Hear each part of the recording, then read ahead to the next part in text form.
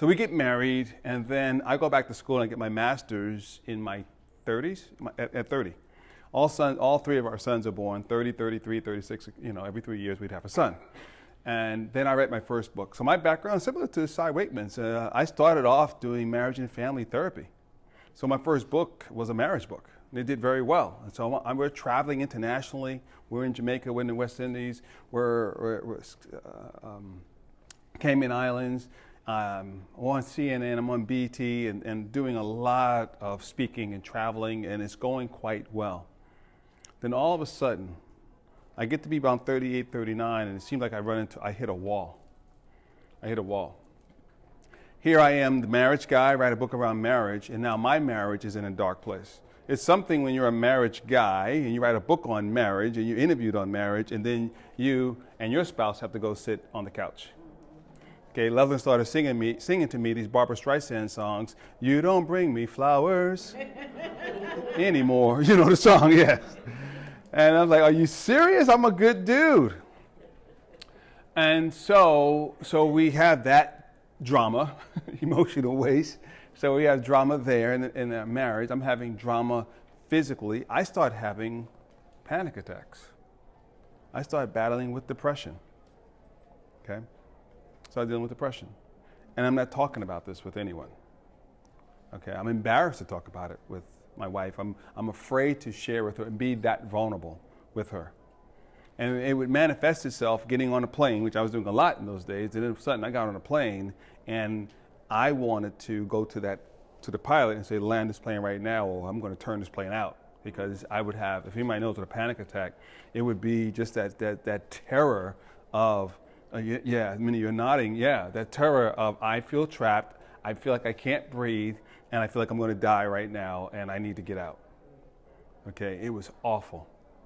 So we have that. So we got marital. We have the panic attacks and depression, and so my story was unraveling.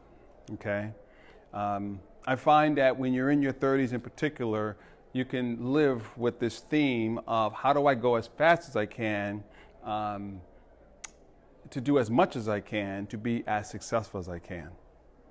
Okay? And so I was very, very driven. I don't think driven is a good word. I think it's an unhealthy word. I think drive is a good word, but I think driven is something else going on behind driven. I think that we find ourselves driven, or oftentimes chasing after a finish line that does not exist.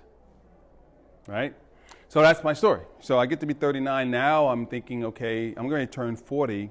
I don't like my life. I don't like the story. I'm feeling physically, I'm not well, emotionally, relationally, mentally, spiritually. I mean, there's nothing I like.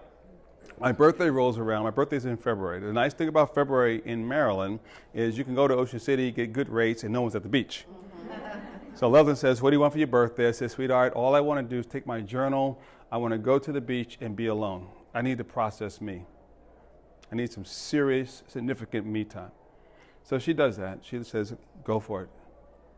So I go to Ocean City, and I'm thinking seriously, I'm like, you're going to be 40 years old. You're like midlife, right? You're 40 years old. This is a big deal. And look at your life. And one of the things that I did there that I now have as an exercise, I call it the Bourne Identity, because I was doing my doctorate work.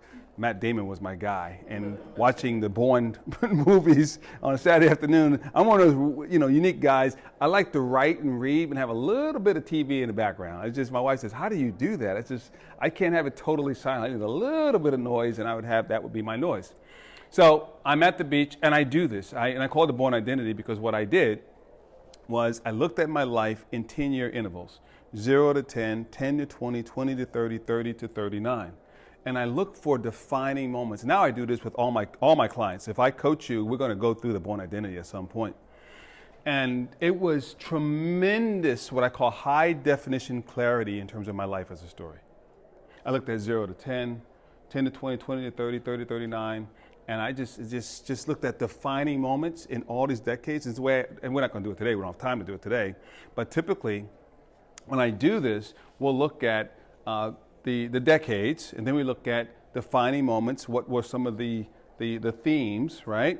And then what was the emotions in that decade? And then if I gave that decade a title, what would it be? And so when I got to, so I did that while I was at the ocean. When I got to 3039, clarity, tremendous clarity. Now it's something you can do on yourself. But it's like doing surgery on yourself, and it was beneficial. But it goes even deeper when I have my students do it, or if I'm coaching you and someone puts your life on a big sheet of paper and you see it. It's a different dynamic. But that was as best I could do at that time, and it was extremely beneficial. Because when I walked out of there, I said, no wonder I'm a mess. Look what's happened 3039. 3 sons are born. Okay, I finished a master's program. I write a book. We're traveling. And I heard in there she talked about, and I've heard people talk about life-work balance. And I understand people mean. I have a different take on life-work balance. In my book, Turn the Page, I call it life-work blending. Okay, because I think balance is the wrong word. I think it's a misnomer. I don't think you're ever balanced. You're always balancing, but I think it's life-work blending. And what I discovered going through my doctoral work was the same dynamics that are true on a team, in a team culture or an organization are true in families and true in marriages. That's what I said, wow, that's a lot of blending. My son is here with me today. He works with me. My wife and I work together. We do a thing called Turn the Page. We do it for couples. We do it faith-based. We work with NFL teams. My Ravens fans are here. We work with the Ravens. We've done a lot more work with the Steelers, though. Okay? Significant work with the Steelers. Oh, whoa! We'll see what happens Sunday night. Last year, this time, Sunday night, we were at the game. And we were at that weekend. I sat down with Coach Tomlin, and we talked for about 20 minutes. And Joel's right with me, and we won that game. So anyway, but